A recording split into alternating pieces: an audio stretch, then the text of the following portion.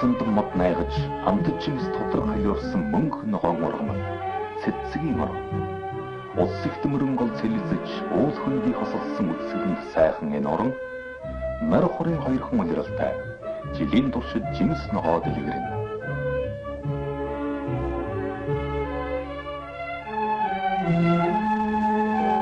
Түүх соёлын гүн холын өвлөмжлөлтэй Лаос орон Лаосын ард түмэн эх орон их чөлөөнийхөө төлөө олон жил баатарлаг тэмцэл хийж түүхэн гайхамшигт ялалт байгууллаа. 1975 оны 12 дугаар сарын 2-нд Хоёрсгол Лаос орон шинэ хөгжлийн хүн ухаанлыг энэ өдрөөс эхлэн тооллоо. Ардын ардчилсан ойсгол ялж Лаосын ард түмний өн эртний хүсэл мөрөөдөл биеллээ.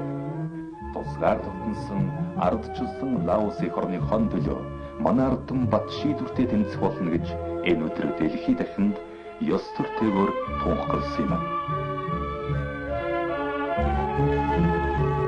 Капитализмын алгасан социализм дэвссэн Монголын ард түмний баатарлаг замнал жишээ туршлага бидэнд зоригжуулах сайхан үлгэр дуурайл болж байна гэж бүгд найрамд харжсан Лаос ард улсын ерөнхийлөг Споногонг сэтгүүлч бидний хүлээн авч уулзахдаа цохон тэмдэглэж үлээ. Шинэ нийгэм байгуулах бидний үйл хэрэг дахад үгийн халуун туслан зүйлүүлж байгаа Монголын ард түмний хөдөлгөгч нөхөд Сэдэнбалд болон Монголын баатарлаг ард түмэнд телевизийн дэлгэцээр дамжуулан халуун баяр хүргэе гэж нөхөр ерөнхийлөгч хэлсэн юм.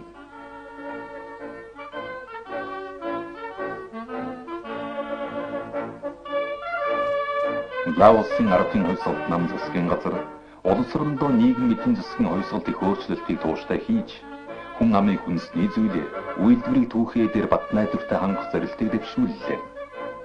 Нийслэлийн мянган ажилчин албан хаагч, багш, оюутан, сурагчид нам уриалж эх орон дуудаж байна. Эх оронд тодрог хэрэгтэй, тодоргонд ус хэрэгтэй гэсэн чин ирмэлзэлээр жигүүрлэн усжуулах сувгийн барилга барьж байгуулах ажилд гараад байхад нь бид утсан юм.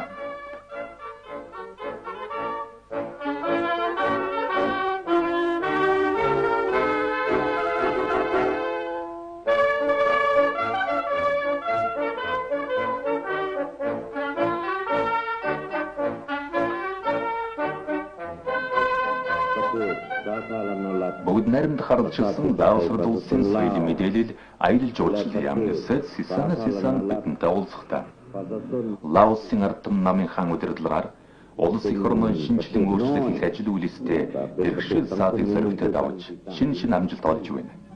Юуны өмнө бичиг үсэг үл мэдэх явдлыг бүрэн арилгах сургалтын систем шинжлэх ажлыг хийж өгнө гэсэн.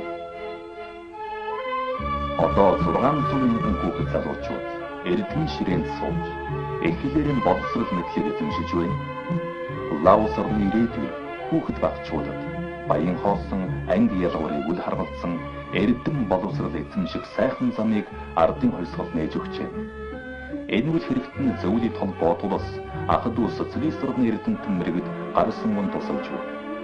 1980 он гэхэд манай орн бүх нийтийн бичгтээ болж сургууль боловсролын системийг өөрчилж дуусгах нь Элтний Лаос орнд социалист соёлын нар мандаж хөгшин залуугүй цөм бэлгийн нүд тайлж эрдэмийн шин хүртэх болно гэж нийслэлийн 11 жилийн дунд сургуулийн захирал нөхөр Фу Матифапан ярьсан.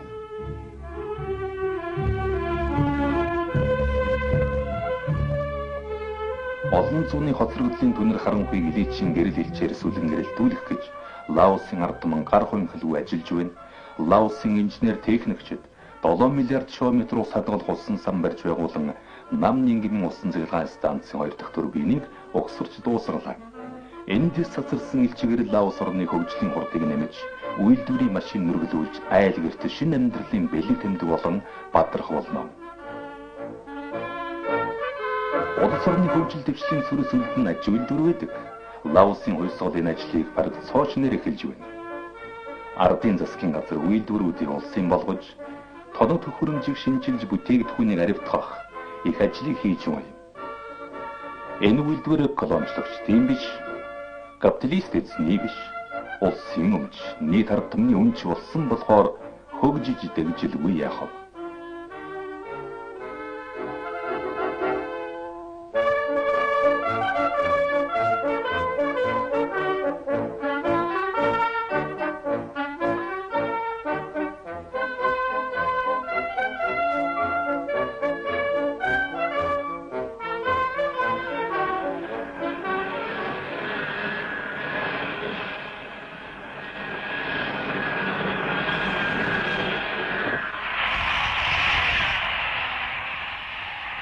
Лаос орны гол баялагын нэг нь мод.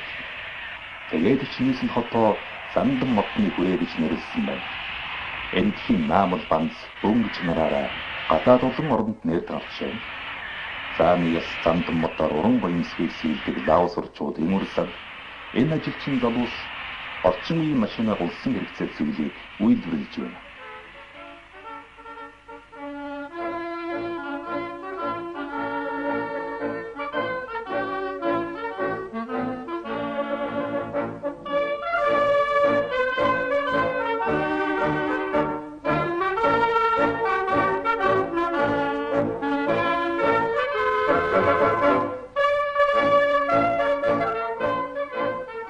Халуун орны мөнхөн ногоо модон домсон нийслэл Винтиан хот. Ардын хөлсөлт залуу орны зүрх болон цахилж байна. 200 мянган хүнтэй Винтиан Лаос орны түүх соёлын өд тусгалыг мандгнаж өнөөгийн үйл явдлын өнгөж хаагддаг. Хойсголоор зөрчсөн шин Лаос орны бүтээн байгуулалтын ажил үйлс бүхэн эндээс эхэлдэг. Өндөр сүрлэг цамхаг, өргөн уучин удамж энэ бүхэн тэнгэрээс унаагүй, газраас ургаагүй. Лаосын ард түмэн ухаан бодол уран гараараа барьж байгуулсан юм. Энэ хүмүүсийн сэтгэл зүрхэнд одоо шинийг бүтээх, хойсолт орноо хөгжүүлэх их итгэл, бат зориг тодрон харагдана. Ялж дийлсэн баатарлаг ардны хүсэл зориг, ирээдүй зорьсон их итгэлээс илүү эрхэм ариун зүйл гэж байхгүй.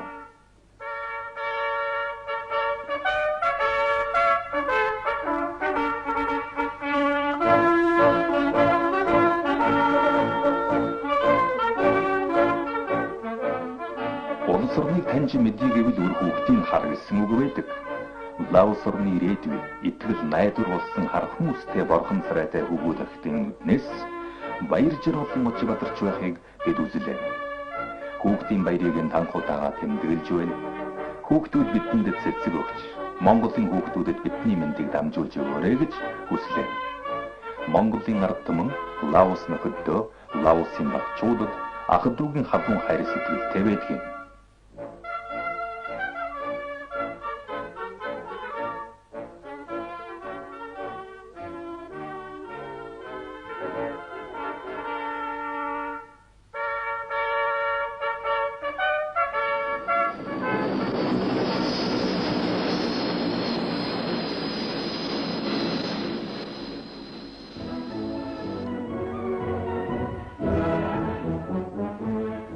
Энэ найрамдал ах дүүгийн халуун дотн харилцааг бэхжүүлэхэд Лаосын ардын хөлсөлт намын төв хорооны ерөнхий нарийн бичгэн нар бүгд найрамдах харуулчилсан Лаос ард улсын ерөнхий сайд нөхрөө Кейсон Фанфифаны манай оронд хийсэн албан ёсны найрсаг ажиллал нөхөр Сэтэнбал Фанфифан нарын уулзалт хэлэлцээр Монгол Лаосын хамтарсан тунхаглал том хувь нэмэр болсон юм.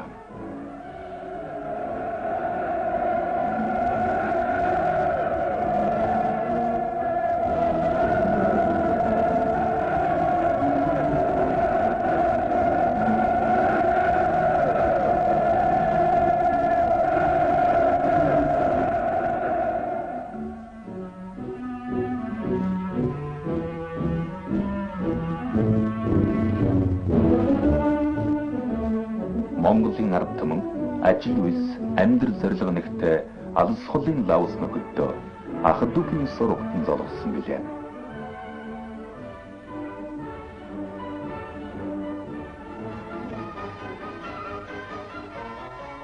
Лаос орн хүүхдийн хэн ад зэрэглэлийн дуунд байсан инээж байна. Лаос орны ирээдүй хүүхэд багчууд шиг мөнхөд залуу юм. Хойзяаны хан атан жолоо гатан атгсан Лаосын баатраг ард түмэн зорилго нэг данд нөхдийн хүн хамт социализмын дэвшил хөгжлийн гэрэл ирээдүйд шин замаар замнаж байна.